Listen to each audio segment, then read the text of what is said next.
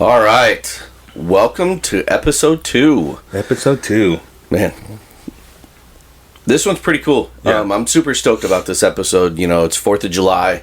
So this is our 4th of July special. We've got a really special guest coming on today. He's going to talk a little bit about his military experience and the life stories that he's got. But, you know, today we kind of just wanted to take a moment and shout out the people that in our lives that have been very special to us.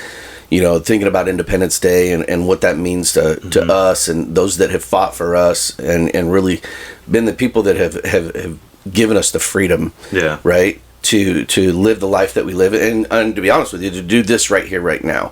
Yeah. You know, and you and I took some time just to compile some of the special people in our lives and really just put a slideshow together to show some love to those people and really celebrate their service. You know, you being one of those people.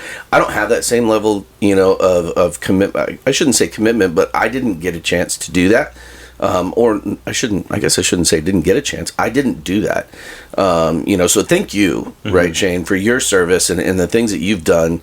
You know, again, Marcus is going to come on and talk about his experience, but you look at the slides and the people that are on these slides and how important they are to where we're at today. You know, really, it's a very special moment to be able to give, you know, show some love, give some love back to those that have given so much to give us these opportunities. Yeah. You know? Yeah, I think joining the service is one of the most selfless acts that an American do, right? I mean, you're literally just signing your life away, you know, for like 4 years or however long. You know, I know guys that are still in from when I was in, and yeah, man, great experience. You know, just not just the people that like now, but also gotta thank the people that way before us. Yeah, you know, I mean, shoot, think about it, being back in the colonies and starting a war to get independence from British or from the British, you know. Meanwhile, they're at work. We're not.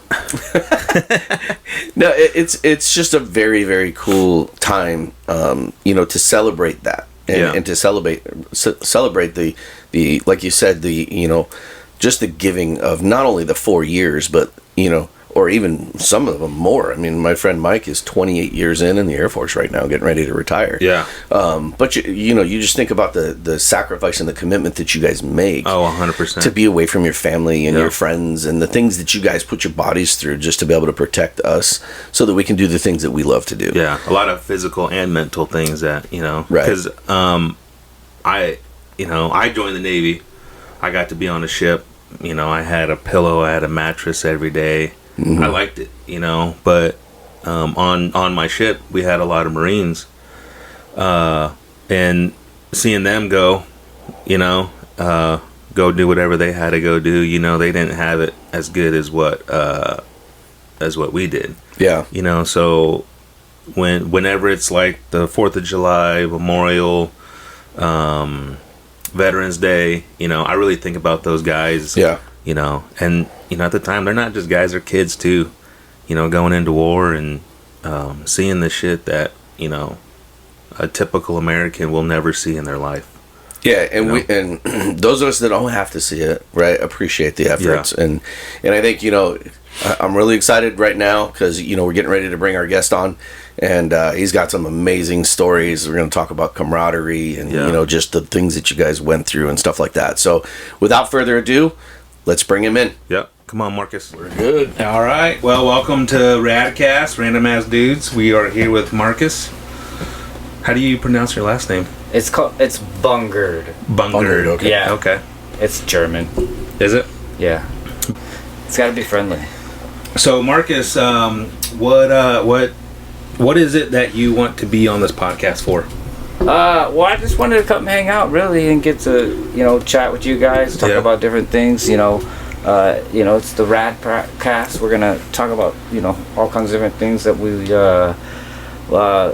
think about in life. You know, we're gonna talk a little bit about what I do, and I would like to kind of get to know you guys too. You know, because this is your cast, and I want to get to know what you guys got going on. Awesome. Well, I really, I know me and Nate really appreciate you coming out here, driving out here from Mesa. Yeah. Right? How long was that drive? It's about 2 hours. 2 hours. Wow. We really appreciate it then. Yeah. Yeah. Hopefully in the future, if anybody wants to shoot us some donations to hand out some gas cards, I'm not opposed to that. No, not at all. Yeah. Oh yeah. Awesome. Yeah. So actually, I'm from Phoenix, Arizona. So Okay. I was born and raised here. What high school did you go to? I actually went to South Point High School in South Phoenix. So I didn't go to the one in Tucson. The most people everybody knows. I didn't know that. Yeah. I don't even know where South Point is in Phoenix. It's in. It's down by Baseline and Central Avenue. Gotcha. Down Okay. south of there. Okay. Yeah, it was a little tiny school when I went there. It's blown up just a little bit. Yeah. It's down there by Cesar Chavez and South Mountain. Okay. All right. Cool. Where'd you go to high school? Peoria. Nice. Pete Town Panthers. Yeah, 2005. yeah. Well, we What? just my class just had 2000 their- what? Old man. 2005. Dude. I know. So I don't Hold hear on, that. hold on. We're gonna have Gandalf over here tell us when he was when he graduated. Class of 97. Class of '97. I was like 7 years old. Bro, I was born in the 70s. There you go. Were you? 79. Oh yeah, barely. Just- Nah, it doesn't just count. got It Doesn't does. really count. There's a 7 in front of it. There it is. Yeah. It counts. So this podcast here, and the reason why we really wanted you on here is because this is going to be our 4th of July podcast. Okay, cool. I'm a veteran. I know you're a veteran. Yes, sir. And we are very pro-American here, Nice. and we just want to give a veteran an opportunity to tell his story, and this is your story. Okay, cool. So. Yeah. Yeah, and really, first things first, I mean, I appreciate your service for both of you, 100%, right? yeah. I didn't serve. My grandfather served, and I've got a lot of family members that served. So I just wanted to thank you guys really for what you've done, to really make sure that, the country's as safe as can be possible, right? But also the sacrifices that you guys made being away from family and friends and stuff like that for the period of time that you did. So I just, I wanted to give you both a really heartfelt gratitude that, I myself can speak for my family that we appreciate that. Thank you. Thank you. Thank you. And we appreciate your family, Yeah. The military isn't just about one single person. The military is one of those things that shows us that it's not just about what's going on in your life. It's about taking care of everybody around you. And that's one of the things you learn, Yep. first things you learn. I could tell you a story about boot camp when I failed swim qual because I failed to help one of my fellow Marines. Those are just the things that are embedded in you from the beginning when you go into the military. Take care of your brother. Yep. That brotherhood, huh? Yep. And it doesn't matter who you're from, your flesh, your blood, your ethnicity. It doesn't matter who you are. If you're part of the same mission, then we take care of each other. Yeah. Beautifully said. That's funny that you say that because I always tell people that when I was in, I made really good friends with people that I would probably never have talked to in high school. Oh yeah. Never. Oh yeah. And you like, when you're in the same uniform and you're all the same, and you get to know the actual person. You're like, damn, dude. Like, in high school, I would probably like not even look at you. Yep. And I got really good buddies that I still have communications with right now that I probably would never talk to in high school. Oh yeah. There's definitely people, and then there's people that would talk to you that you never thought would ever talk to you. Oh, yeah. There's Yeah. definitely people that hung out with me that I probably would call me an idiot when I was, a regular person. But Oh, yeah. It's cool. You make friends of all kinds of places from all kinds of places from the world. One of my favorite people is Kim. He's like this freaking tall. Kim, freaking, he wasn't any different from anybody else, just like I wasn't different from anybody else. The only difference was the last name and the rank on your uniform. That was it. What do you think? What is it about the military that makes it that way? Like, where do you guys get the brotherhood from? Well, that starts in boot camp because you have to learn to work together. Okay. Especially in Marine Corps boot camp. If you don't learn to work together, you are gonna fail every time. Yeah. If you decide to become a one man army, An independent. yeah, that's funny because in boot camp they sent me a shirt because my little sister joined the army, and it had Army of One on it, and they would call me Bud. Can we cuss on this? Yeah, of course. They call me Bunfuck Army of One. That's what they used to call me. Gunner Sergeant Enriquez. He used to come around and call me Bunfuck. He'd be, what are you doing, Bunfuck? And then he used to put core frames on my feet. What is that? The fancy shoes, the dress shoes we used to wear. Oh, okay. He used to put my core frames on my face and tell me to stand still. He's standing there with a fucking shoe on my face. So, I was on the Boxer, right? LHD-4. Okay. And we had the 13th MEU on our ship. Okay, I was on the 31st. Which one is that one? The one in Japan. Phased out of Japan. Okay. Open out. The MEU? Yeah. Okay. And talking to those Marines, right? Completely different boot camp than what I went through. Oh, yeah. Completely. You guys dude. have no clue. Marines are just another fucking animal. Shane man. wore a Speedo and, you know. Okay, stop it! You had fun. You had fun. We did, yes. We learned to have fun hurting each other. Yes, It's weird. Yeah. You know, the thing about Marine Corps boot camp, you know, because I have a son now, and Junior, he's 5 years old, he's getting ready to start school.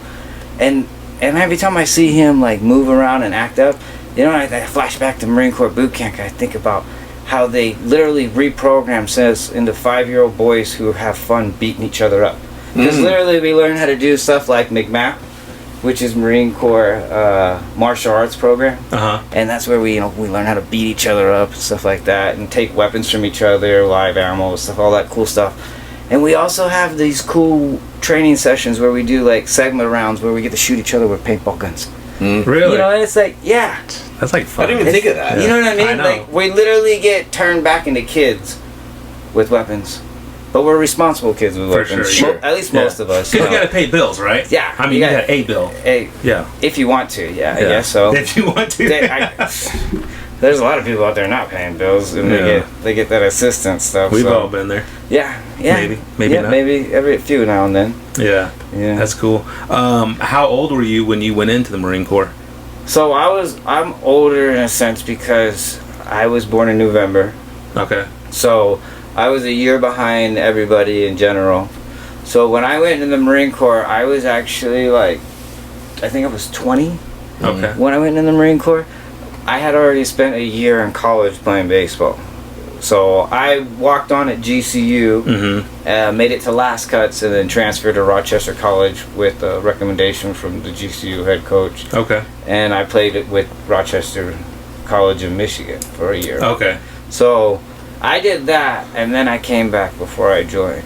So I was like 20 years old, 19. You look back and you think that's old, but really, us here now, that's still pretty damn young. But is it though? Right, when you come to like going into boot camp, because you're probably 2 years older than most everybody at that point. Except for like people like, cause we had one squad. I can't remember what number it was, but I was India Company, and I think I was 3201 India Company. I don't know why I remember that today. But we had one guy who was a Navy guy. He's like freaking 35 years old. For real, dude. Yeah. Transferring from Navy to Marines. Oh, damn. And he had to go through boot camp. Yeah. So he had to start over. And he didn't start over like from like sergeant or something. No, he started over from the bottom. He had to earn his rank through boot camp. And you can like earn rank through boot camp. There's point systems and stuff like that. And you can like all kinds of different things, you know, McMap belting up and stuff like that, because there's a belt system to it. And guys who can perform, you know, they get bumped up. Or like I believe I don't know if they still do it, if you like are a squad leader guide, or if you are a guide, they call it, I'm sorry. You said guide? Guide. Yeah, so we have guys who look over the whole platoon. Okay. And then you have squad leaders who help him look over, you know, squads. Usually most squads are like 5-6 man deep. So if you are one of them, you usually graduate a rank up. Okay. You get an honorary rank like Lance Corporal. And if you go into the service with Lance Corporal, you work your butt off in boot camp and, you know, do the work. Dude, the sky's the limits. Yeah. For most guys, you know, you can become a sergeant in 2 years and be living a good life. Yeah. Why did you choose the Marines? What was it about? Did you check the other branches or? Well, a very important man to me, very intelligent man who's no longer with us. My grandfather told me, What's his name? Ronald Bungard. He told me a long time ago, we're not part of the bitch department, so there was no other choice. It was Marines or nothing. Right. We just couldn't do it. Even the Navy. There's a lot of Navy guys who'll be like, "Oh, you're a department of the Navy," and I'm like, "Yeah, we're the men's department. Yeah, we do the work." Yeah. Tip of the spear. Yeah. Eating crayons and all that shit. First in, last out. Yeah, I've heard a lot of that. Hey, yeah. Yeah. Hey, crayon's got a lot of carbs to it. That's good. That's good. I'm glad you know. Oh man, red's my favorite color, cherry. For sure. For sure. You gotta pop it sometimes. Oh yeah. Oh yeah, you snap that thing off. Make sure you peel it off though. The paper's the hard too. That's awesome. That's awesome. So your grandfather was a big reason why you joined the Marines? Well, he was a big reason of a lot of things in my life. Yeah. My dad wasn't really in my life 100%. He was in and out of my life regularly, but my grandfather was one of those people that I learned a lot from. I used to go out on the truck with him. He used to be a truck driver. He was a truck driver like most of his life that I knew him. And we would go out on the truck everywhere, man. I've been to almost every state in the United States except for wow. Alaska. Really? Probably, yeah. I think I've only not been to Alaska just because I got to ride around on the truck with him, state to state over the summers, over time, and stuff like that. Was your grandfather alive when you went in? Still? Yes. Okay. Yeah. So is he still with us today? No. He actually passed away a couple of years ago. Last month, actually. Sorry to hear that, man. Thank you. It's not really about, in the end, you got to think about what you're leaving behind. Mm-hmm. Sometimes, Mm-hmm. and he left a lot of good things behind. One of my favorite things that we used to do is watch wrestling, WWE. I've watched WWE, WWF, WCW. All that ECW. We used to watch all that stuff together. So that was fun. Those are memories I get to keep, and I get to pass down to my kids because my kids like wrestling now. Very cool. Every now and then I'll come walking past the room. Here comes my son off the top rope. Yeah. Oh, yeah. I'm like, no. That's how I broke my arm. So stop. That's awesome, man. Oh yeah, dude. What was your job in the Marines? So I was a radio operator. Okay. So I operated and worked on radios for most of the time. I also was a rifle instructor, which was pretty cool. I got to go to rifle school there in 29 Palms and then learn how to shoot rifles as an expert. Got rifle expert, pistol expert.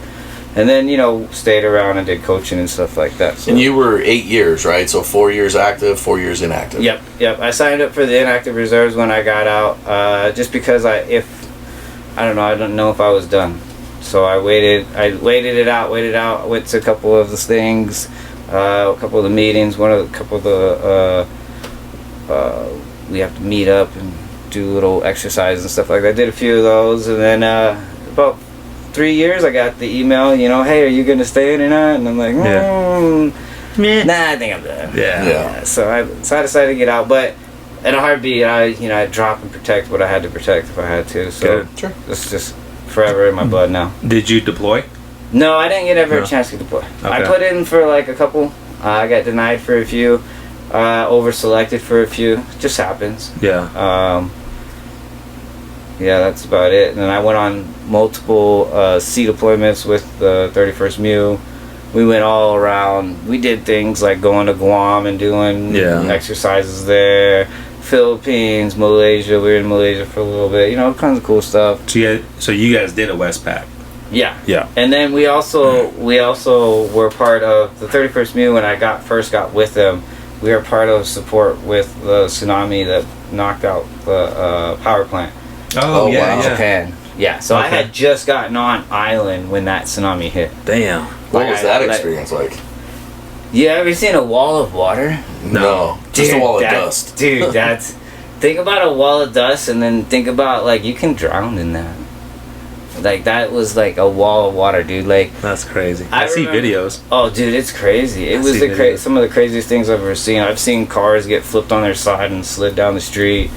Rooms get flooded. Buildings get flooded. I've seen trees get knocked. You see trees get knocked down other places. There was times because when I first got on island, we were part of the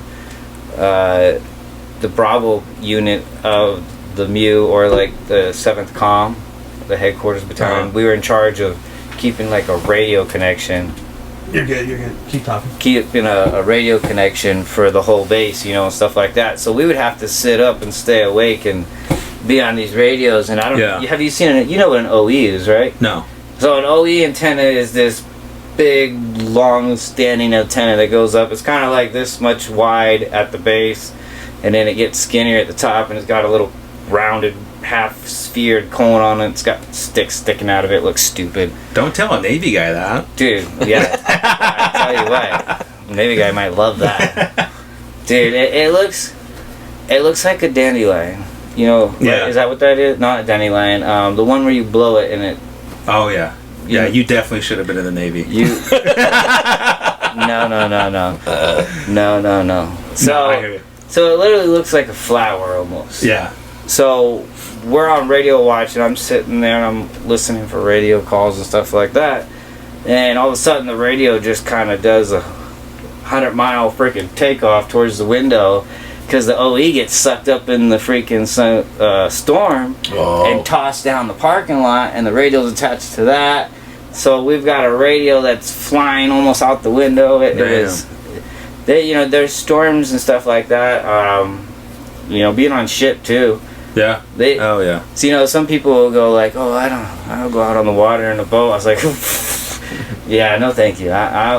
It's different. Yeah, it's different. It's really different, and some people don't realize that, like, the waves that you see closer to shore, those are 15, 20 times bigger, out there, out to sea, and the animals, the fish, the sharks, like we've the had whales. waves come on deck, dude. Oh, dude, we've been rocked, dude. Yeah, it's crazy. We're talking like straight bow, up, down, Yeah. freaking. We've been rocked before. We've been left out in the middle of the water with no power. Oh, Jesus. Dude, really? yeah, we broke down once. Damn. Damn. Yuck.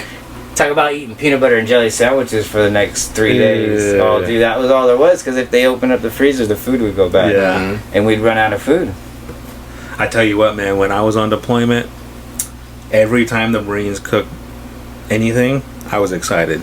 Yeah. Because They should be. They didn't give a shit. We They're don't like, care. what do we got? Let's We'd get mix it some up. chicken. Let's get some greens. Let's put some spices on there. But then when the Navy started cooking, it's like, hold on.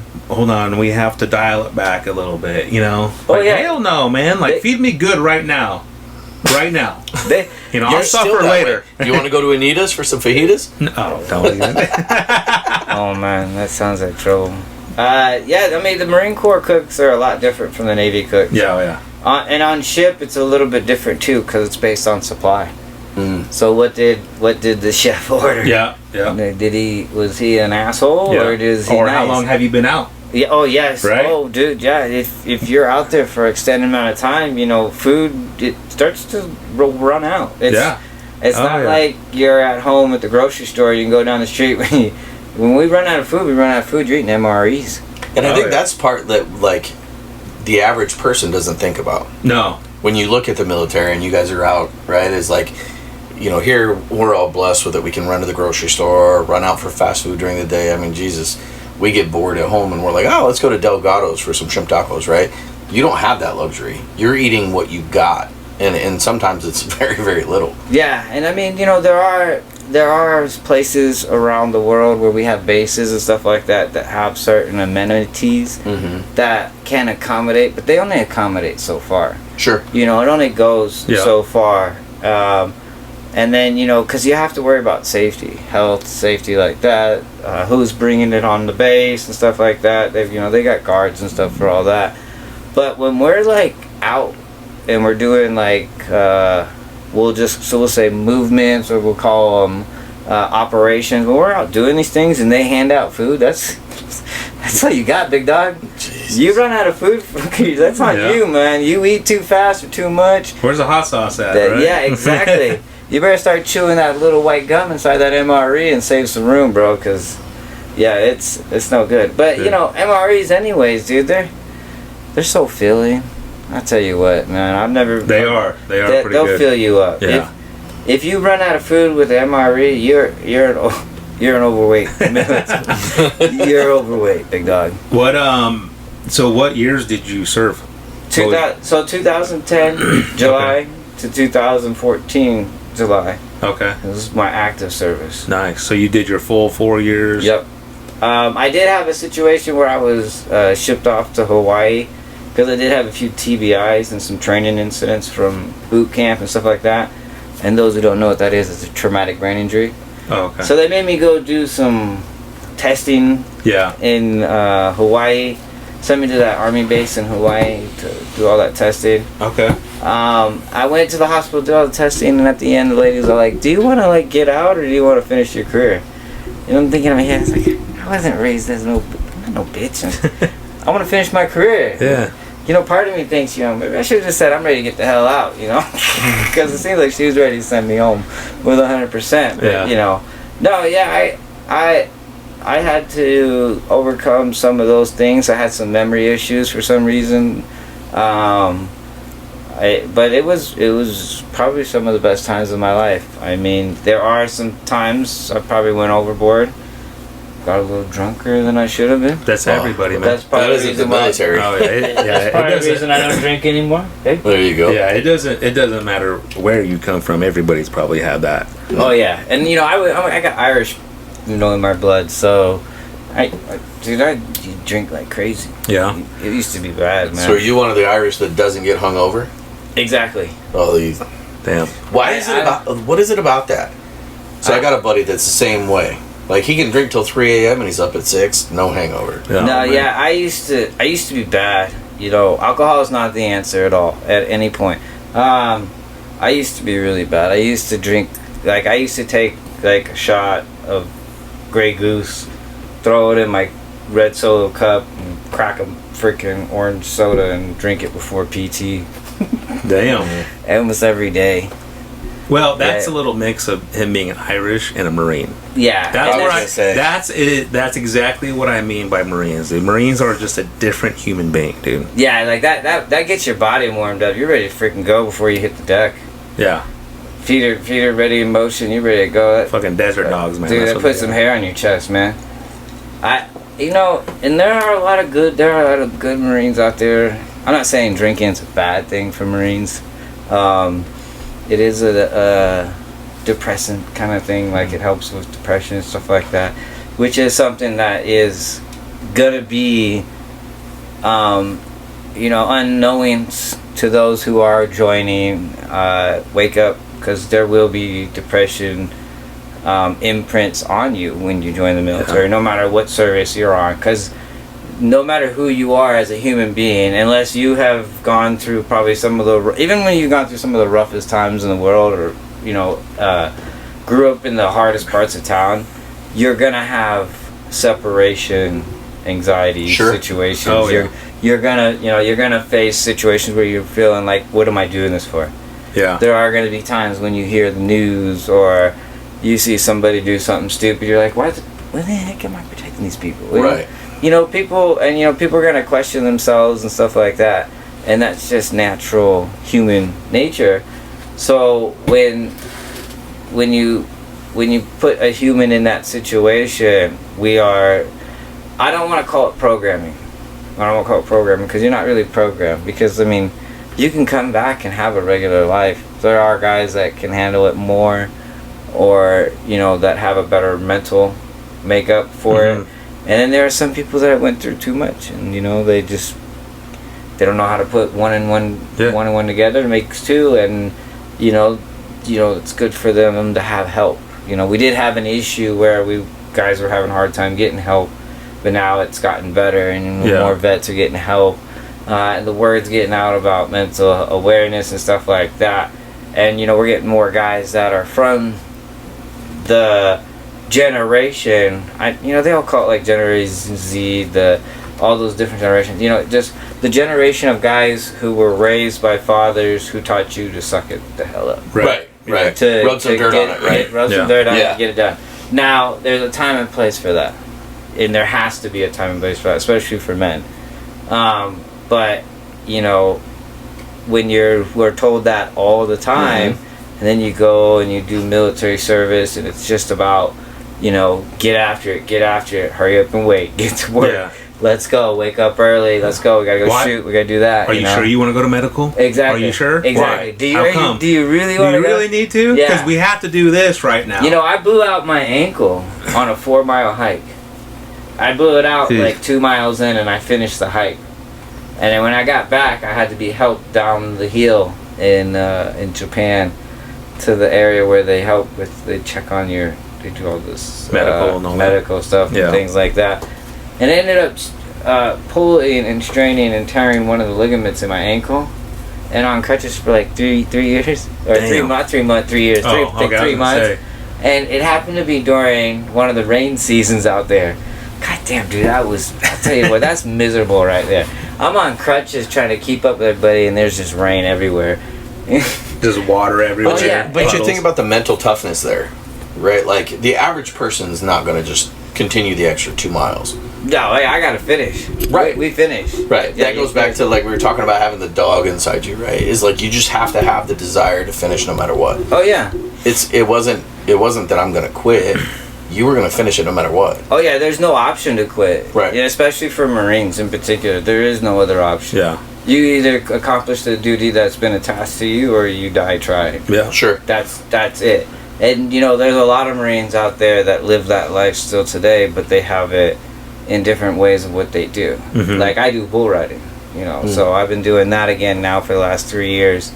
And I played a little bit of semi-pro baseball, and I'll tell you what, there is not a single point in time when I get in the box or when I get in the shoot with the bull that I'm thinking, oh man, I'm gonna get hurt, Yeah. It's not about that. It's about, oh yeah, we're gonna have some fun. Yeah. This is great. I don't know what it is, but in particular for bull riding, for me, I just love the feeling of the animal.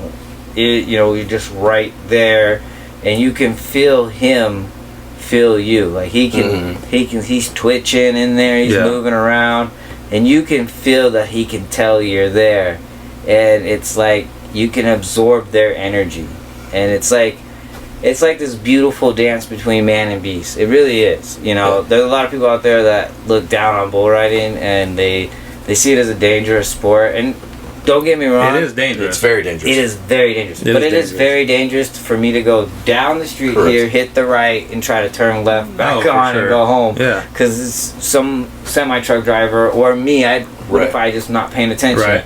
And I get smoked. Yeah. Life is fragile. Life is dangerous. Yeah, dude. It's fragile.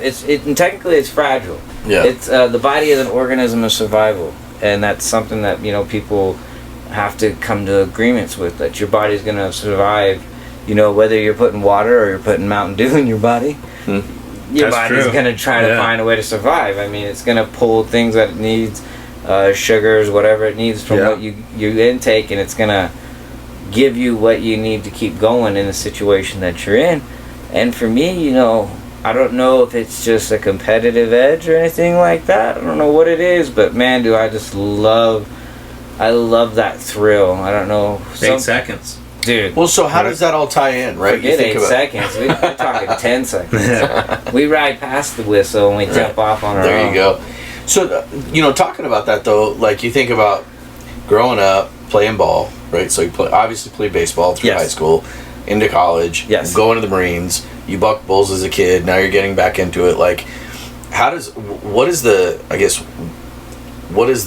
consistency between the three that you can connect, where everybody talks about the competitive edge, right? It's not about being competitive when you get on a bull for the first time. I mean, let's be honest. Everybody, no matter who it is, you're scared out of your life right before you jump on a bull. Most people. Yeah. That's 2,000 pounds of pure evil. Oh yeah. That you're jumping on. Oh yeah. So how does what you learned growing up and then going into the military and doing all these other things create that mindset to get you to still get on a bull to this day, knowing that you broke your wrist and you've had all this damage to your body? Like, where does that come from? About halfway through there, I had an answer for you. But I'm gonna change it. Okay. I'm gonna talk about a word that everybody has in their life. They wear it up here most of the time, and sometimes they wear it in here. It's called fear. One of the most consistent things that I remember throughout my entire life as a kid is there was always something to fear in life. But the Lord didn't build us with fear. He didn't build us to take on fear and be scared of it. He built us to take on fear and attack it. So I don't know if it's just because of traumatic events that have happened in my life over time and a continuation. We'll just say we'll tie it all together, because no matter where I was in the stages of my life, there was something for me to fear. Growing up as a kid, I was the smaller kid. I was literally, I'm only like 5'7" now. 5'7". Most women wouldn't date me. Thank you, my beautiful wife, for marrying me. What's her name? Shout her out. Jackie. There you go. Jackie, thank you. It's a good thing she loves dogs. She took this double dog in off the street, so I'm so blessed that she loves dogs. Well, she's Mexican, right? Yeah, she's Mexican. So have you got her to say papi yet? Call you papi? I'm not gonna say that on. Okay. Yeah. I'm still trying to get my wife to call me papi. Oh yeah, She won't. I'll teach you a trick. All right. Yep, you gotta use the. My man. You gotta use the water bottle and use it. Spanish answers only. Oh man. But dude, like, no matter what level of life I was, from when I was a little kid, everybody was bigger than me. In baseball, everybody was bigger than me. And in baseball, I played catcher. Wow. I was a catcher. I was a small catcher, but I was quick. I was fast. I wasn't afraid of blocking. I wasn't afraid of standing in front of guys coming to home plate, because when I started playing baseball, guys were still running over catchers. Yeah.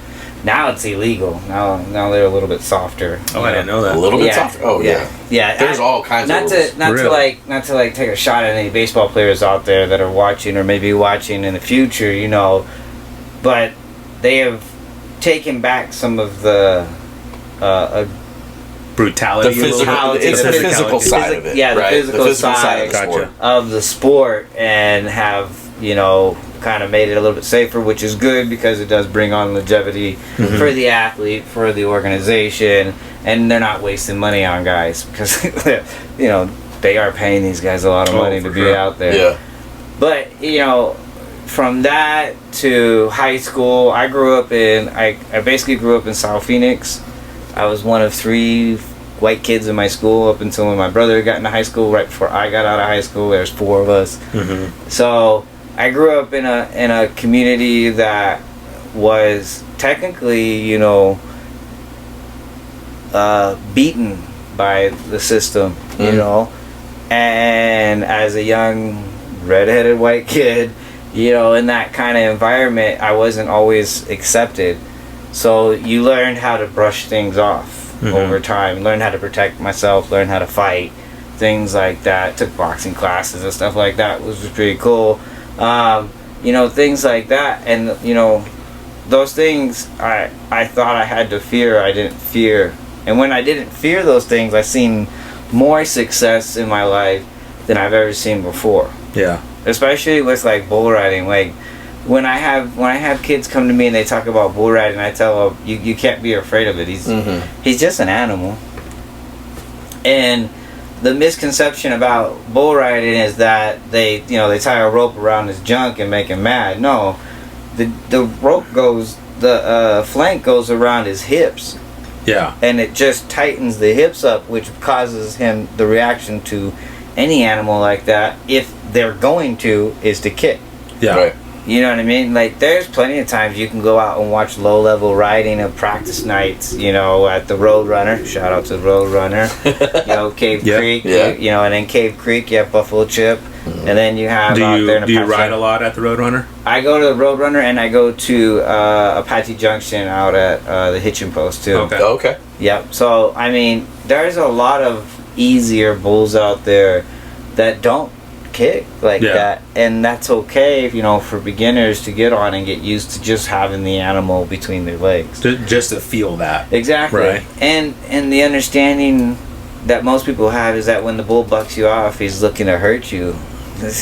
If you actually watch and spend time watching the different levels of bulls that are out there, the higher level the bull, the most likely that bull does not want anything to do with you once you hit the ground. Yeah. Once you hit the ground, he's spinning because he's picking up, bullfighter. So bullfighter. And then he's like, oh, he's not there anymore. Yeah. Let me get out of here. You just happen to be the wrong place, wrong time. That's how most riders get hurt once they hit the ground. It's just, Sure. you just happen to be in the wrong place. We'll just say like I had a situation where I got slammed, and the next jump his back hooves landed on my back. That just happens. That's just, when you fall sometimes near the animal and he's still going, sometimes you're gonna get hit. I mean, some of them, when you fall in front of him, and he sees you, he's gonna dig a little bit. But I mean, if you ever watch like bullfighting, if you hit the ground, most of the time they run right over top of you. Yeah. So things like that, and then people, we have safety equipment we wear. Some guys don't. Even like the guys who go hat down. If people don't know what hat down is where they just wear a hat. Oh, gotcha. They don't wear a helmet. Yeah, they don't wear a helmet. So guys who go hat down, there's also hats out there that have like a little bit of a shielding in there, and it has like a strap on it, like you would have like a construction hat. Sure. Gotcha. So it's holding the hat on their head. So even with that, I mean, like, dude, you can't fear things in life in general. It doesn't matter what you do. So the last episode that me and Nate did, our first episode, we were talking about him. He went over a horse, right? And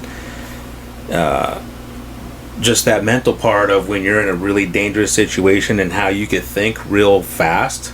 Is that something that like you do as a bull rider? Like, I'm sure you could feel when you're having a good ride, but once you know that you're coming off, what is that feeling like? What are you like? Are you thinking? Or are you just kind of reacting, or what? So I guess that would depend on coming off in the situation. So sometimes you don't know. Yeah, like you're feeling good. You're feeling good, and then your feet are in the air, and you're looking at the dirt, and you're done. You're already on the dirt. There's times, I rode a bull, and I don't know if you know what a helicopter is. Mm-hmm. You know what a helicopter, how the blade spins in a circle? Well, we call it being helicoptered when a bull bucks you and spins you. I've been helicoptered and tossed like 10 feet. Freaking, he hooked me with I got pulled down his horn and hooked me across the jaw, and I went, whoo, spun across the arena. But like, when I'm in a position where I think I'm out of position, my first thought is, how long can I hold on? I'm not thinking about what do you mean, away. how long can I hold them? How long can I hold this position? Oh, gotcha. I'm good here. Can I hold this long enough to get the 8? Yeah. Can I stay here? But that's the position that probably you don't want to be in. You don't. As a rider, most of the time you don't. But that's well, the difference. What is the position you want to be in? What is a perfect bull riding position? So a perfect bull riding position depends on the rider. I was just going to say, I would imagine it's different for everybody. It's different from rider to rider. Because there are some riders that they put their weight on their inner thighs and their knees, and they sit more of an angle over the bull. And there are other riders that are taller, let's say like a Brady Fielder, that have to sit up taller, and they have to bring their knees up into the bull because their legs are so long, they can't sink their legs down around the bull, because if they do, their heels will click most of the time. Okay. And if their heels are clicking, then they're not grabbing onto nothing, so they have nothing to hold on to. So if you've ever seen Brady Fielder ride, that's actually, watch how he rides. He sits up more, and he's got more of an upright position. Same with, I think it's Bob, I can't remember his last name. But, there's guys like that. Mason Taylor's the same way. And then you have people like the Frost family, Josh Frost and them. They ride more, they have more of of an over the shoulder in a good position setting where the weight is on the inner thighs and not on the knees, the pressure is on the knees, and you're just driving over the front end. There's Gary LeFew. There's his way of riding, which is a little bit different from other riders. And then again, going back to height, I could literally either ride a bull Brazilian style, which a lot of Brazilian riders they like to pull themselves into their rope. So some people will do this. I do this in a sense where they pull themselves into the rope and they just hold themselves there. Yeah. So there is no real drive on over the top with their legs or anything like that. There's just covering the shoulders and holding in position. You get blown back, recover the shoulders, blown back. There's so many different ways that you can ride technically. So that's a broad question to ask a rider, because it's going to depend on the rider. If we had more room, or we could do a video next time, I'll show you guys. But it just depends on what's more comfortable for the rider once they get into the position of riding live bulls. What is your position? I'm kind of like a combination, because I when I got back into riding, I went out and I hung out with Hunter Kelly out in Santan. Great rider. His dad is Frank Machine Gun Kelly, 40 years plus of buckles. Guys, amazing people, great family. I went out there and worked with him, and we did some things where my legs were a little bit further down, around just a little bit, I believe, and I was squeezing, and you want to squeeze up either way. So you want your knees into him, and you want to squeeze with your thighs so your butt comes up off. You want to be able to naturally sit up over him like that. So I worked on some movements with him, and I also learned some things from other guys, and I also kind of combine what Josh Frost does, and what they do with putting the pressure on the inner thighs, because I like to be right over the shoulders the whole time. I don't mind being back a little bit, because I do have the ability to get back, or you can learn how to get back, because there's ways, if you get blown back or you're behind, they call it a backdoor move, where you kind of lay back in that direction and kind of roll yourself up over the bull. It's but those are higher level moves for guys. But for me, it's just about recovering center on the shoulders, and then keeping my back straight. I'm partially over the front end, and just trying to square up with him every time. Yeah. What about you? You gonna ride? No. Well, it's funny. I wish I could. So I had my shoulder replaced about a year and a half ago, and my doctor was like, "Don't do it." Well, right. We use the other arm. It's not that. It's if I land on it is the problem. Yeah. We'll put you on. We'll bring you and put you on honey. I would totally jump on. Trust me, I would. I mean, he saw me go over the front of the horse at a dead sprint, so it's not like I'm worried about hitting the ground. But when you asked about specific riding positions, I think about your baseball career. Yeah. Right, and that's like asking a hitter what's the right batting stance. It literally is different for all of us. And then you have the progression of the sports. Mm-hmm. So back when the PBR was created back in 1994, when it was established, I believe it's 1994 when it was established. Back then, the bulls bucked different than they do nowadays. Nowadays, they've got more. They're bred jump. to do that. Yeah, they're bred. Yeah. And they were bred back then. And again, going back to what people think about how bulls are taken care of, I'll tell you what. There are bulls that are better taken care of than me. Mm-hmm. Oh, for sure. I promise you. 100%. There are millions of bulls out there that are taken way better care than any single person on this earth. Even people who think they're kings in other countries and the president. These bulls are loved. They're treated like family. They're fed really well. They're put on workout programs. And again, like you said, they're bred to do this. Mm-hmm. They're not... And it's not like they're bred like they're forced to do it. No, they come from a certain offspring. So we'll say Bushwhacker has bulls that are offsprings from him. Woo-Pa, all the Little Yellow Jacket. There's a bunch of bulls out there. Red Rock has a bunch. Red Rock, I don't know if you guys remember Red Rock, Lane Frost. You know, there's a bunch of bulls that are from the past that back in that time were outstanding bulls, but nowadays would be average bulls. Right. It's just the pedigree, right? It's the pedigree, exactly. So the pedigree of the bull has changed over time. And that's the same thing with other sports, like in baseball. And that's why I wanted to say, you know, no hard feelings to baseball players out there, or football players, or basketball players, about how the rules have changed over time from when I was a young kid till now. It's just that the progression of the sport, the athletes move in such a higher pace. Yeah. Dude, I tried to go back. After the Marine Corps, I tried. I went and I played with the Black Sox for a whole month out in Florida with Joe Torre and the Black Sox out there. They're a traveling baseball team that help young athletes, baseball players in particular, who want a shot and are willing to pay that money and spend that time. Yeah. You know, I went out there and I almost got a shot with the Oakland A's and the Miami not the Dolphins, but the Marlins. Florida Marlins. Yeah, I almost got a shot. Damn. I almost got a shot with both of them when I was out there. Yeah. And I was only out there for 2 weeks. And he kept trying to tell me, and I wish I had the ability, but at the time I had my first child at the time, and I wish I would have had more money on the side for that. But he was like, bro, I just need you to stay out here for 2 more weeks. And I wish I could have. Yeah. If I could have, you know, who knows where I would have been.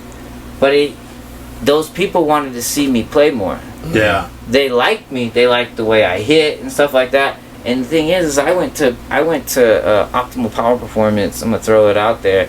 AJ Arroyo. He changed my swing. You know, I was a push swinger, and nowadays, if you're a push swinger in baseball and you're a kid and you're hearing this right now, stop pushing. Because pushing is just only gonna slow you down. You gotta snap. You gotta learn the HLP swing, high level performance swing. You gotta snap that barrel, get it in the zone early if you want to hit home runs like Aaron Judge and them, Mike Trout and all those guys. Dan Swiller, it's bull riding. Freaking the first baseman, Bellinger. You know, I don't know where he's not in. Don't look at me. I don't know nothing about baseball. Well, fair enough. Do you know anything about any other sport? Oh yeah. What sport? Oh yeah. Tennis.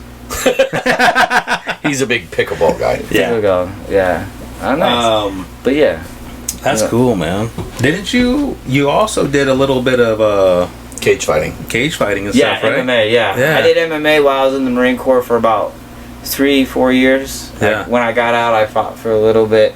I actually first started training like live MMA under a staff sergeant of mine, and you know, he gave me the nickname Little Spartan. I've always been a tough son of a gun, you know. Yeah. Always can take a hit, you know, most of the time. You know, there's definitely times where I've been rocked in life, but I've never truly been knocked out in the cage, which is nice.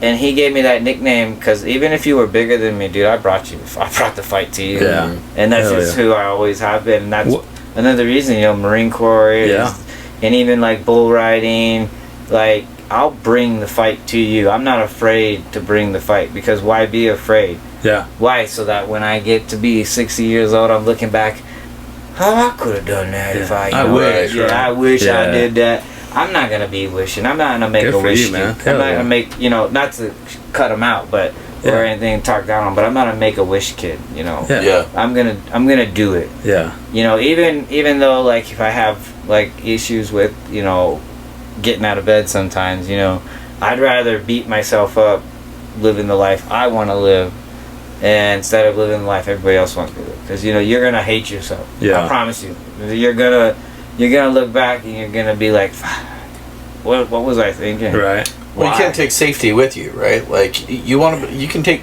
Nobody's gonna tell stories if they haven't lived. Exactly. Yeah. You know what I mean? If you're somebody that wants to be remembered, you know you're gonna have to do something that's rememberable. No. It's gonna have to make. You just gotta get out there and do it. And you know you can't sit there and watch TV and watch other people do it. Right. Exactly. Right. Like you can't watch YouTube videos of bull riders and be like, man, I want to do that, or I wish I could have done that. It's like you're the type that just fuck it. Like I want to go do that. I'm gonna go do it. Yeah, and you should just do it. Like, Yeah. like that's the thing. You know, it's kind of a mainstream saying, but just like Nike says, just do it. Just do it, Yeah. because really you don't know.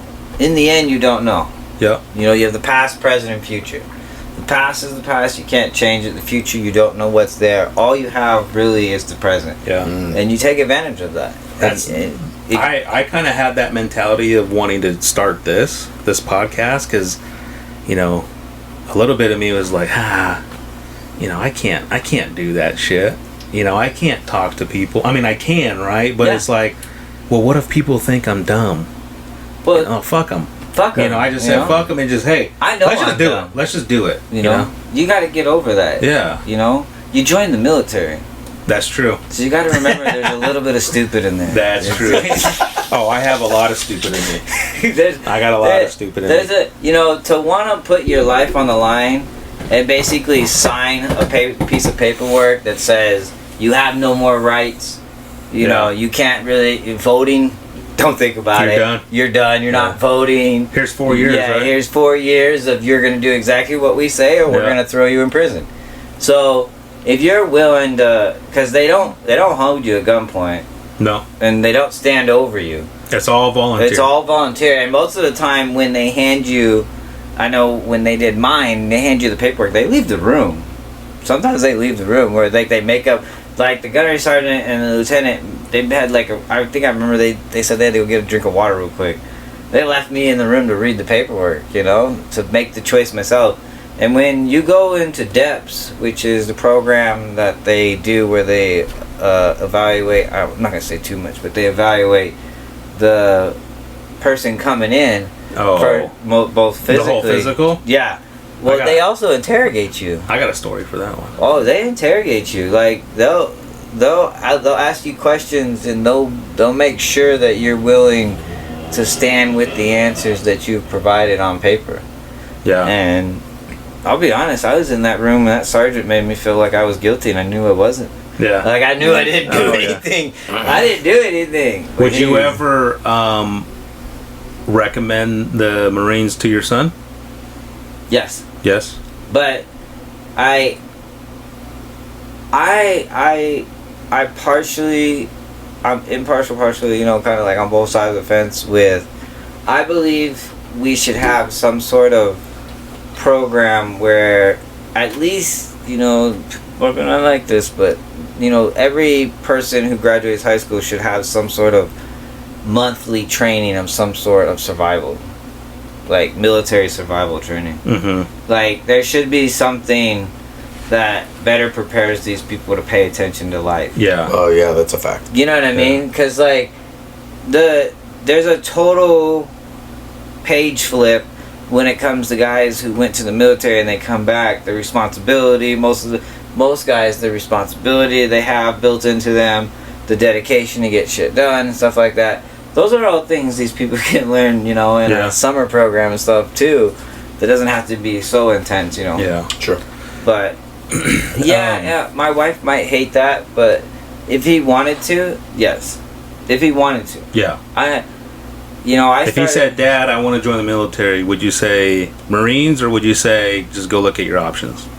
I mean, really, there's nothing better than the Marines. We do it all, land, air, and sea, man. Like we do it all. Yeah. We fight air, land, and sea. You can be a pilot in the Marines.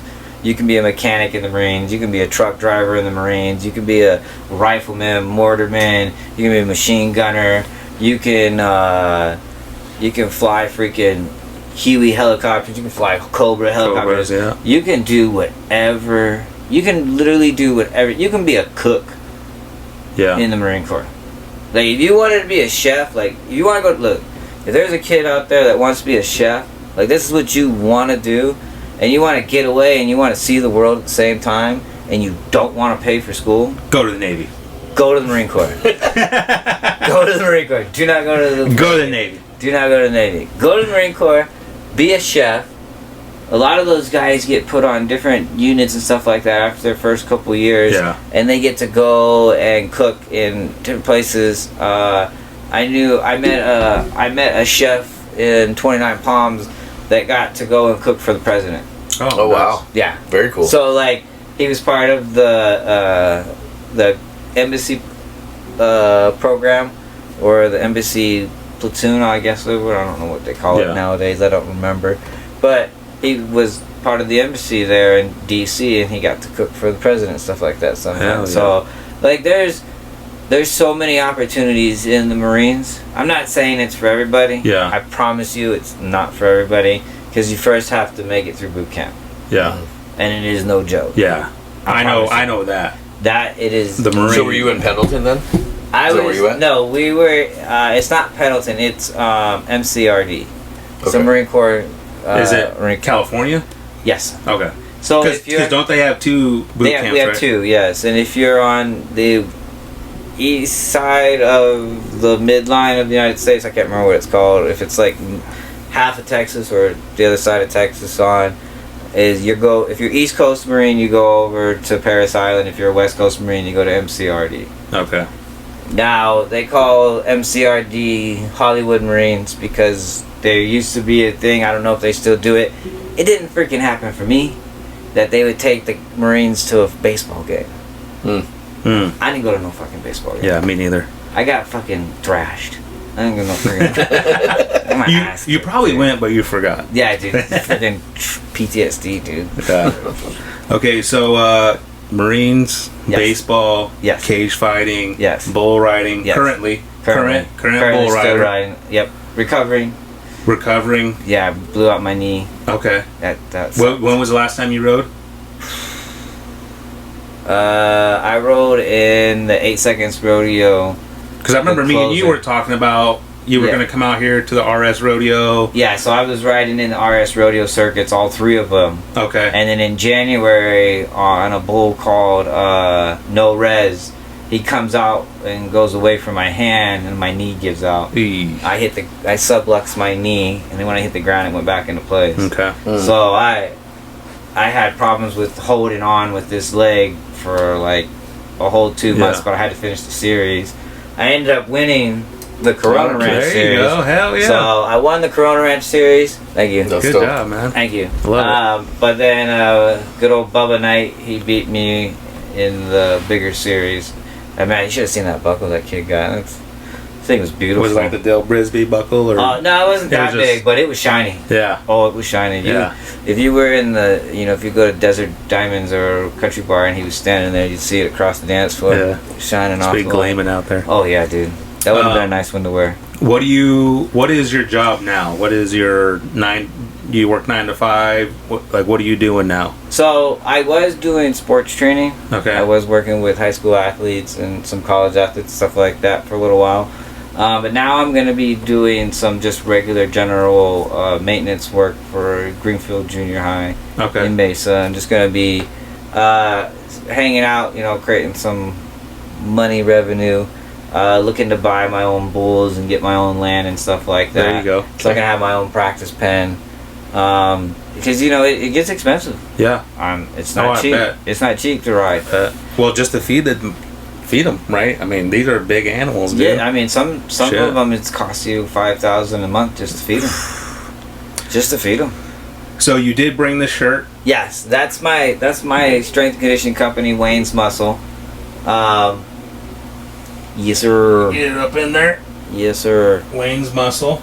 So I just launched this. I've got a few clients right now. I got a broad range. I've been doing personal training, technically sports-based training, military-based training since I was like 21. Okay. So it's been about 15 years that I've been doing training for people on a consistent basis. I've worked in multiple different gyms and stuff like that, helped people with like hip replacements, knee replacements, all kinds of different things. I helped train a lady to walk the Grand Canyon. She was like 78. Damn. Wow. She walked the Grand Canyon. And I've helped some athletes, overcome fears and stuff like that. The typical coach thing, the thing that makes you proud to be part of what you do and things like that. So I've had a great experience with that. So I decided to just kind of like open it up on the side. Right now it's, small business type, but I want to open my own private facility here in the next coming years, and just have it open for athletes and regular people, stuff like that. So if there was anybody that was listening today, and they wanted to be part of that or have you train them, how would they go about getting in contact with you? So you can either reach out to me on Instagram, or you can reach out to me on Facebook. Wayne's Muscle is my knockout slogan for it. It's Wayne's_muscle, I believe, for the tag. Or you can reach out to me via I believe I have a post on my Facebook and Instagram where it has like my phone number and stuff like that, Okay. email and stuff like that. But really, right now, with the way that what I'm trying to get this to work out, is you really have to be willing and dedicated to do it. Sure. Because you're gonna have to come to me. Yeah. Like, you're gonna have to come to my facility and work in my facility, because I used to do the travel stuff, and that can be a lot of extra stuff. So I used to actually do travel training. Okay. And I do some travel training for for bull riders, but they have to pay extra fees for traveling, for me to travel out there. But I do I build barrels too. So Okay. part of Wayne's Muscles is I build stationary barrels for bull riders. Okay. So I'll bring out one of my barrels that I have built, and we work on the barrel and stuff like that and things like that. So I kind of got this really broad base of education. I'm working on finishing my master's in sports exercise science and human development. I've got my bachelor's in exercise science from GCU. So it's kind of always just been the love of my life, really, if you want to put it that way. If there's one thing I could do for the rest of my life, that I would do for the rest of my life, is help people get better. Beautiful. Yeah, stay physical fit. Because most people don't understand that if you just stay consistent, it doesn't matter how much weight you move, doesn't matter how fast you move it. As long as you stay consistent, you will create muscle growth. And on top of that, you'd be absolutely astonished on how much better you feel if you work out 30 minutes a day or so every single Shane. day. What? You hearing this? I blocked that out. Yeah, I know. He blocked it out a long time ago. But you gotta stay active. The body in motion tends to stay in motion. Yeah. Amen. I know. I work outside. I'm a lineman. It's not enough. Oh, it's enough. Look, we can get into this, but No, it's it's not enough. enough. It's not. I didn't get these forearms from just. Yeah, you know but what I mean? you might have good forearms, but you lack bicep strength. So if No, I sometimes don't. if your I got forearms that, get dude. stretched strained, I got that old man strength right now. He's It's got the coming. Navy strength. yeah, Which they're good at squeezing. That's right. Stop. Yeah. So my son, he rides, right? Okay. I told you all that. There's actually like a group of dads that I've been talking to out here that been going to Dillon's and doing Yep. the RS rodeo and stuff. And we've all kind of talked, and it's like there's nothing on the west side that for these kids. to practice, to get the hang of it, because I want to see my son succeed. Yeah. He freaking loves this shit, dude. Oh, yeah. He is always on YouTube. He throws on his own little bull riding things with his little bull riding toys. He's like dialed into this stuff, right? Good. But we just on the west side, we don't have anything over here. No, not really. And I've talked to other dads, and they said that there's plenty of stuff on the east side, but there's nothing over here. Yeah, and the thing is also there are some smaller ranchers on the west side, but most of those guys over here are RS rodeo guys who their bulls buck in certain areas, and they only buck for the season. Yeah. Well, So- they're also using them to train their kids. Exactly. Yeah. Exactly. They're not. And so what we need to do then is we need to get a way to create an area to train the riders out here. Yeah. We need to find, and when you think about it, it can be challenging just because of you have to have a place where not only you can buck bulls, but you can also work, stationary work with the kids and stuff like that. Yeah. You gotta have it. You gotta have the space. Yeah, Nate's already has his mind going. He's the I've got business it. side of Yeah. all this stuff. Good. Yeah. So if you guys need help with your business, don't be afraid to ask Nate. Don't be afraid. Don't be afraid to ask for help. Exactly. You know, that's another thing most people can't be afraid to do. You gotta ask for help. When But you I think need it, you need it. you know, and you're talking about that, right? And it's just a missed opportunity in the West Valley for that. And we talk a lot about the next generation of bull riders, and if they're not given the opportunities to learn and to develop their skills, eventually they'll just lose the passion for it. And once the passion's gone, now what? Yeah. Right? Where does the next changing in the guard come from? You think about, you're not that old, you know what I mean? And then you look at Drake. We talk about him all the time, right? Is that he's got this passion for bucking bulls and watches and learns via, YouTube. But it would be great to have an opportunity to create a space for these kids to come out and say, listen, I really want to learn this, right? So I don't know, I was a hitting coach for a while. That was an easy thing for me to do, is find a space and I'd just go out and work with kids that were passionate about it. I'd do it with Zeke, right? Yeah. But we need to figure out a way to create a space for somebody like yourself to do something that can create the next generation of bull rider. Yeah, absolutely. Yeah. So that may be something that we all talk about off air, but I think it's something that there's opportunities there. Yeah. I mean, we talk to Trev about it all the time, and it would be great to have different voices for different levels. Oh yeah. But you think about just there's just so much missed opportunities. You look at your sports training stuff. I got athletes for kids, right? Now they're 19 and 20 years old, but like, I never thought as they were growing up. I mean, you and I didn't grow up with a sports trainer, right? No. Nope. Imagine where we would have been had we had that. Let me tell you something. I used to tell these kids, because I used to be at Athletes Performance Enhancement in Mesa. I used to tell these kids down there at 8, I said, you guys do not know how good you have it. Mm-hmm. Like most kids, and the thing is that unfortunately that's a generational curse that doesn't just fall over one group of individuals. It's not picked by class, ethnicity, or anything like that. Almost all kids don't understand some of the things that they have available to them today. Well, you think about the recruiting. I mean, nowadays, like when I was going through it, like I had to make film, right? And and actually had to send stuff out. I'm sure you did the same thing. But you look at kids nowadays. We talk about Kayla, like now these colleges are recruiting via Zoom and videos that they're watching. They're not even at the location. There's now there are websites that they don't even have to come out and watch you. There are websites that athletes create profiles. I used to have a profile like that on one of those websites where they would watch game footage of you. They don't even come and watch you sometimes. NCSA.com. I mean, you build a profile on there, you upload your videos, and the crazy part is they want to see your work ethic. They don't. That's what it is. 100%. That's what it's about. Yeah. It's about how much are you worth to my program. Correct. Do you have the effort? Do you bring the work? Yeah. If you bring the work and you're worth something, that's all that they care about nowadays. When it comes to that stuff, especially unfortunately for recruiting nowadays, there's so much that goes into it between athletic performance, mental preparation, diet, habits. They contact your family, they contact your work, they reach out to your grandmas, your cousins, when you're a high profile athlete and you are looking at being like a top 100 athlete in your sport, whether it be baseball, football, soccer, and you're competing against billions.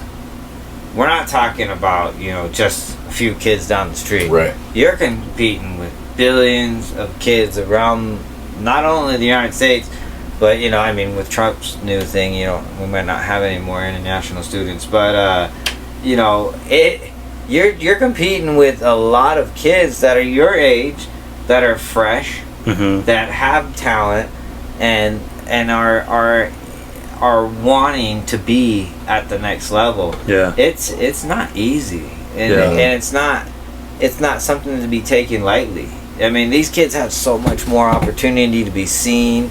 I mean, I still, the only like real footage I have of me playing football in high school is a highlight film, and it's a few clips of me tackling a few guys and then throwing a few footballs when I had to play backup QB. Yeah. That's it. Yeah. You know what I mean? Like, I have some film of me playing football. dude, Yeah. I was on the sideline just like, I was gonna say, Go get them, boys. you had all the Gatorade. Carrying the Gatorade down the sideline. Yeah. But you can do it. My sophomore year, I never came off the field. Really? Yeah, I was on kickoff return, punt return. Unfortunately, I had to be our center. Oh wow. Sure. Yeah, I was our center my sophomore year. The next year, we actually got a few kids. Because, there's that also that people, we always talk about it and it'll keep doing it year to generation. Sometimes in some generation, kids are bigger than other kids. Oh, dude. yeah. And Junior, Yeah. dude, Junior's head is completely almost over that counter and he's only Really? 5. Golly. You're right, right? Because like you, I'm 5'5", so you look at the way that these kids are raised nowadays, is they're almost like groomed for certain sports based on how their growth methods are or whatever it may be. And that also comes off that mostly comes off of genetics. Mm-hmm. So depending on where your parents genetically, all this there's a bunch of other things that go into it, diet, The foods like that that, they're eating and stuff like that. like that. If you come from an individual, like most athletes are gonna produce athletes, but that's only because one, they eat in a way that lets their DNA structure in a stronger format to reproduce a strong seed, and then on top of that, most athletes, they're not with Miss Rachel down the street. They're with models or they're with former athletes. Like my wife used to play soccer, so like most athletes are gonna find another athlete, or somebody that can relate to that. There is the opposite of Trock syndrome, where you got some athletes are with these people that they shouldn't be with.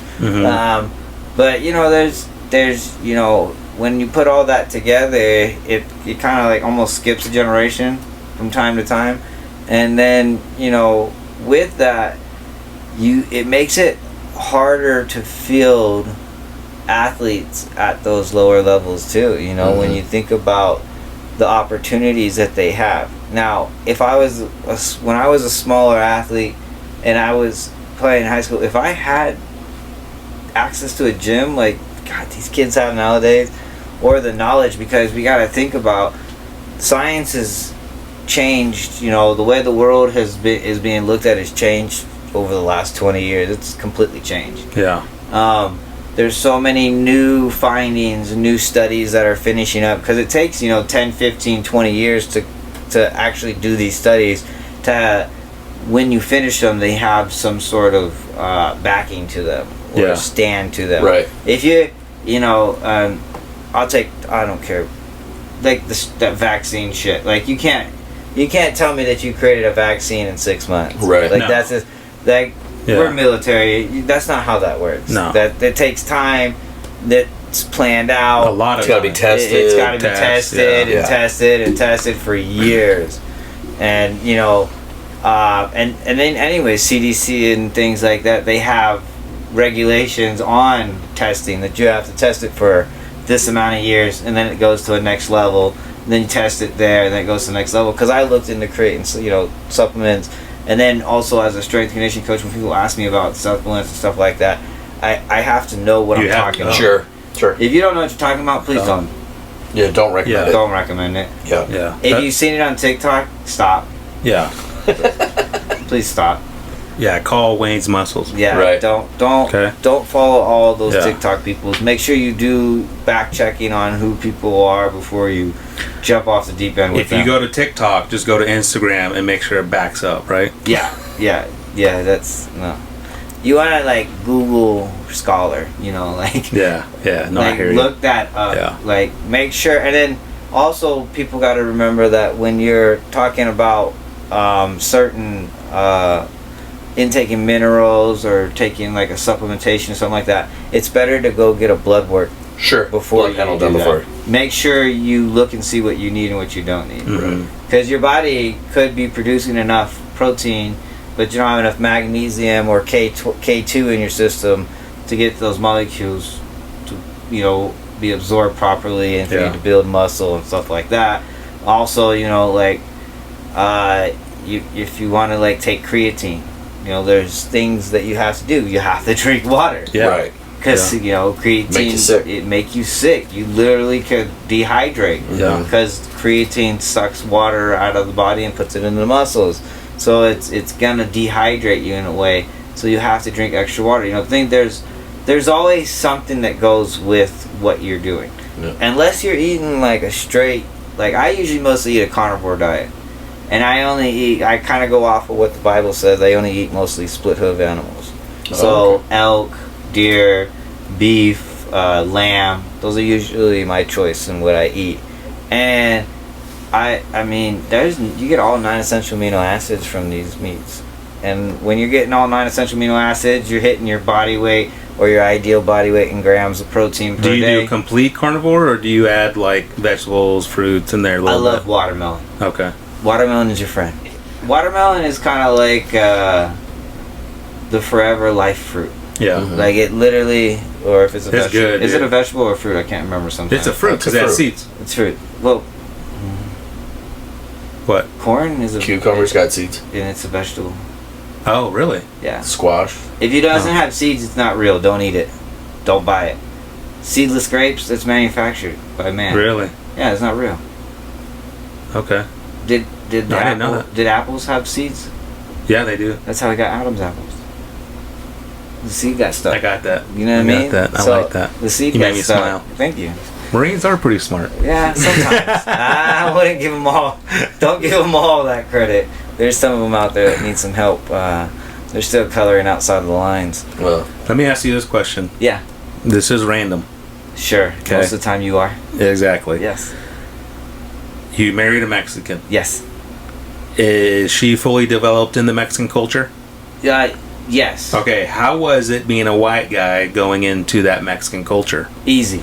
Easy. I grew Okay. up in it. Okay. So you So kind my of stepdad is like Mexican. I okay. think he's Mexican and Indian mix. Because I know there's like I think it's just sometimes there's Mexican. that cultural like you know you need to marry you know one of your own. You know what I'm saying? But You know what? To be honest with you, I don't think that works for anybody. yeah. I don't think that works for anybody. I don't care who you are. You can't marry. You can't And I totally agree with you, but again, there's like that older generation that may still have that mentality. Yeah, but it doesn't You know, make sense, and they can't. it doesn't. You know, and you Yeah, can't make yeah. sense of it because if you really think about it, love is love, and people do some of the stupidest things for love. Oh yeah. They really do. And that's because it's one of those things that once it gets into your body, once that feeling, that aurora, you know, that energy is in your body, and you're feeling that with somebody.